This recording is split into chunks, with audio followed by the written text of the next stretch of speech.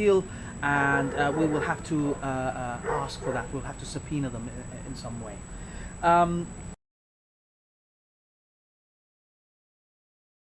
So effectively we asked them for permission.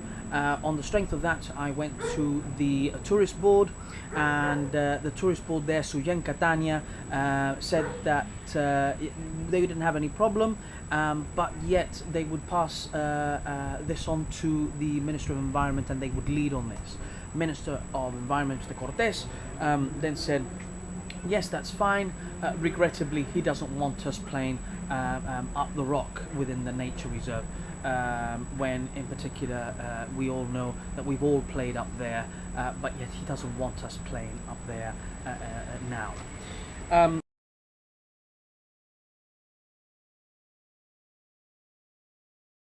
Effectively, now that the new law has been passed where a business license is required for services, I have applied for this license. It's taken almost a year, if not longer than a year now, and the business license has very broad restrictions, which is what we are appealing on the 16th of November. And I stress that on the 16th of November we'll be going to the Magistrates Court, and I invite you all that want to support Lazy Tag to come down and show your support. There will also be a petition to go with that, to see, you know, between here and now, how many signatures we can get showing the support of Lazy Tag, knowing that there's you know, hundreds, maybe even in thousands now, of participants that have participated in Lazy Tag.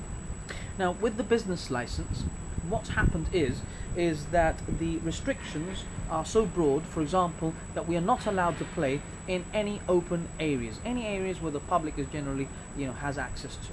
That basically means nowhere. One of them being, which looks like a conspiracy, because they told me it was illegal to come to shore on a boat. It was proved by me that it was not illegal, and I proved it to the Port Authority, Manuel Tirado, and the captain of the port, Bob Saneti. I proved it to the Inspector Buhaja of the Marine Section, and furthermore to the Tourist Board, and they then took it upon themselves to bring down all the markers, all the boat channel markers for our event on the 30th of January. This obviously after the 3 meetings over that week that we had had.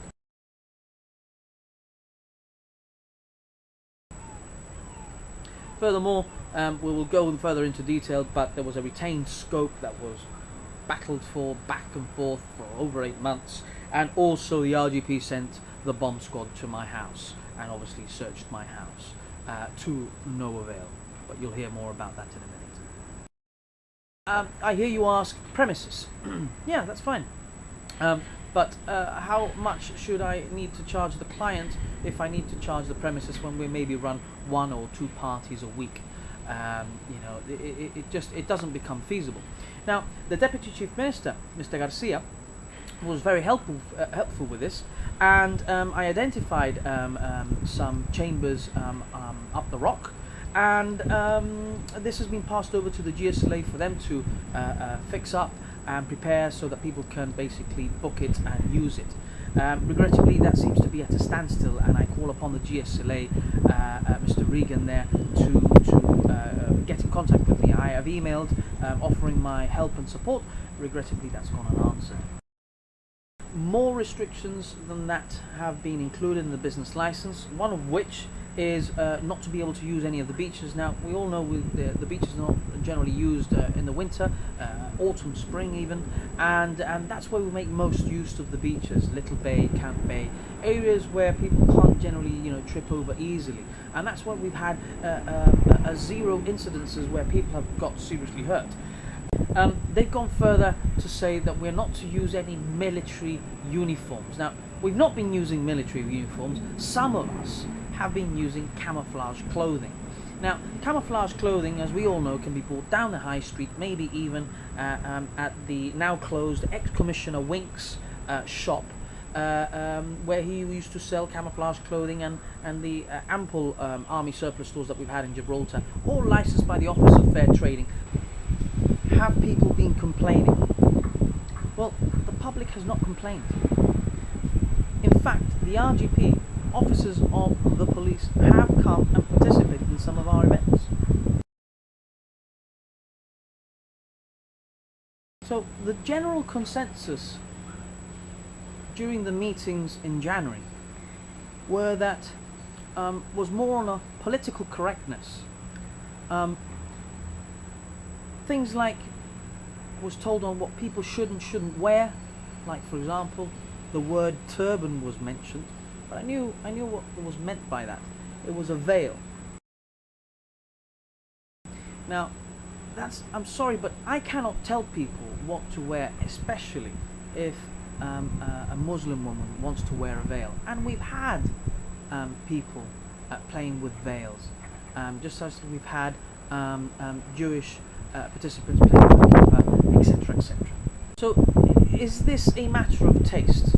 Are we going to let somebody's subjective views stop laser tag?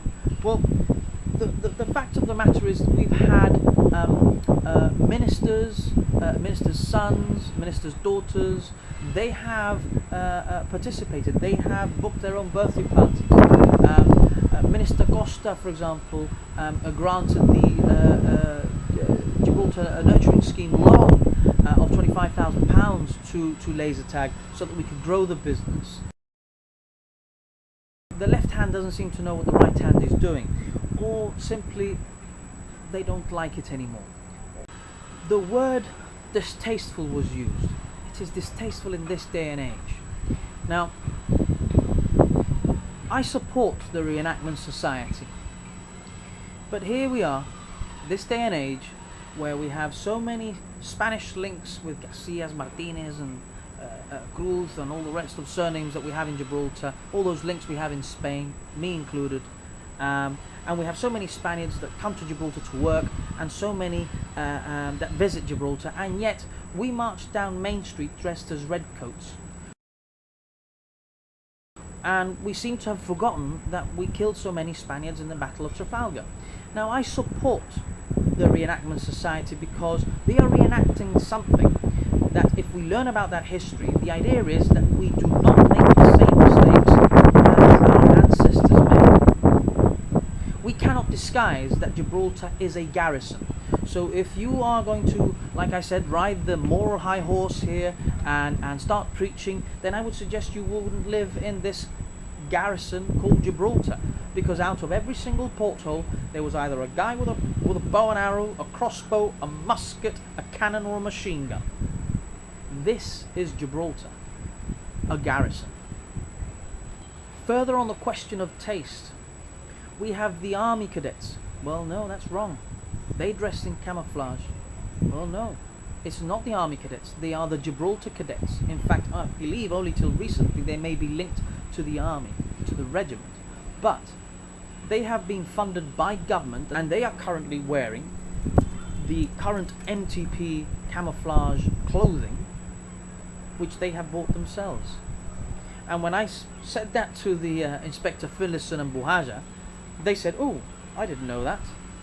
Well, now you do. Are they breaking the law? Well, they told me that they were an institution. But what is to stop laser tag becoming an institution, apart from, obviously, the Royal Gibraltar Police? We pride ourselves when the regiment walks down down Main Street, you know, with a corps of drums. We pride ourselves when the one-gun salute is fired, but yet the Reenactment Society is not allowed to fire their cannon by the Royal Gibraltar Police.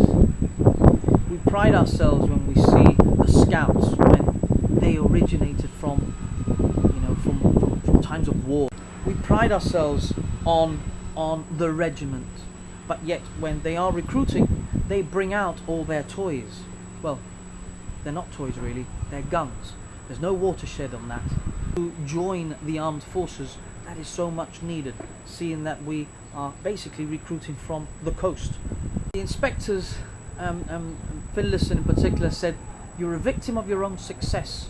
Mr. Wahaya said, "Your videos are too cool." And those are grounds to stop what we're doing. It seems very immature to the fact that, you know, what you see is not particularly what you get.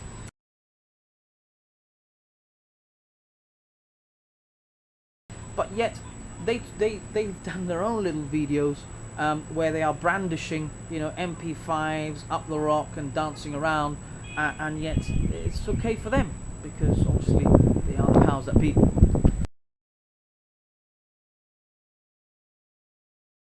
They particularly said that we look like terrorists. Now, my reply to that was, I watch the news every day, and I've yet to see a terrorist dressed in camouflage. They then admitted, no, it's not common. Shouldn't you be asking me then, for the sake of identifiability, that everybody dress in camouflage so that we don't look like terrorists? Obviously, I didn't get a reply. Now, more on, is all this a conspiracy? Apart from obviously all the boat channel markers, as basically a facility for the whole of Gibraltar, anybody on a boat were taken down, sent for a scope to replace one that we already had, and this was retained at customs. Now, I then spoke to the firearms sergeant, Mark Diaz, and I was back and forth with him for months. Right? It's simply an attachment, just like a torch attaches the cannon to kill the proverbial fly here. Copy every man and his dog from the ministers down, and make them liable for all the losses that I was incurring because I could not replace the scopes which we already had. So, funnily enough, within the hour I got a phone call saying, yes, I thought you'd already taken it. And I called him a liar because I've been emailing him for 8 months. But it goes further. It goes further because the RGP actually sent the bomb squad to my house. It's a toy, basically. Yeah? It's a toy. It's a toy, basically. They came knocking on my door and they said that they were here under the Explosives Act and that they were here on the suspicion of ammunition because I had mines and grenades. Obviously things that I post on Facebook. I then said to the police sergeant that if he thought that I generally had real mines and grenades, if he would be knocking on the door the way he was. His reply was, no. So I then told him, then you should just tell me that you're coming here to mess me about. And not as politely as that. So they came in, they searched the entire house, the bomb squad was called in, although I gave him the phone and told him to speak to the customs officer who had cleared these toys, and he was told that they had retained them for a day, they had inspected them, they had tried them, they were satisfied that these things are toys and harmless. But yet they continued to search. Nothing was found. The police there then said, are you confiscating anything? Nothing was confiscated, and obviously the chaps from the regiment had to draft a lengthy report on time wasting. Okay, no worries, thanks. Okay, Blythe, we're going to have to do a search and see if you've got anything else.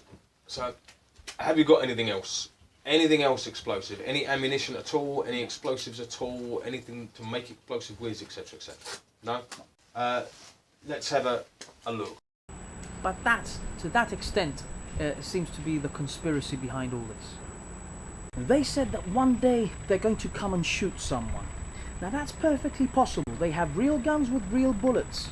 And let's not bring the case that was rumoured where one of the police officers in the airport shot off a negligent round, potentially ricocheting and killing someone.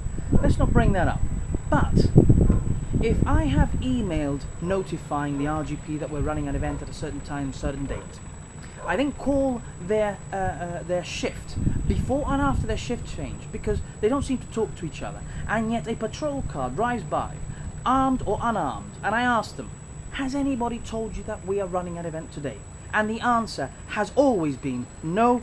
Then they're taking very, very lightly their comments of we're going to go and kill someone. Are they telling us they are incompetent?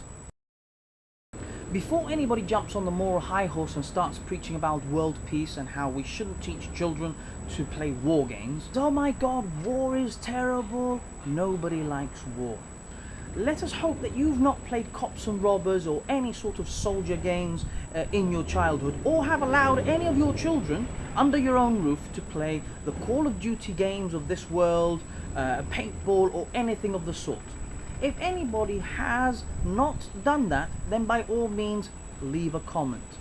But the truth of the matter is that we do need our armed forces and we do need our armed police, because there are people out there wanting to create havoc. Well, I hear some of you shouting out, what about security? Now, if we're going to talk about security, let's talk about how one of our own fishermen was kidnapped under the nose of the RGP whilst he was calling for help via radio, and was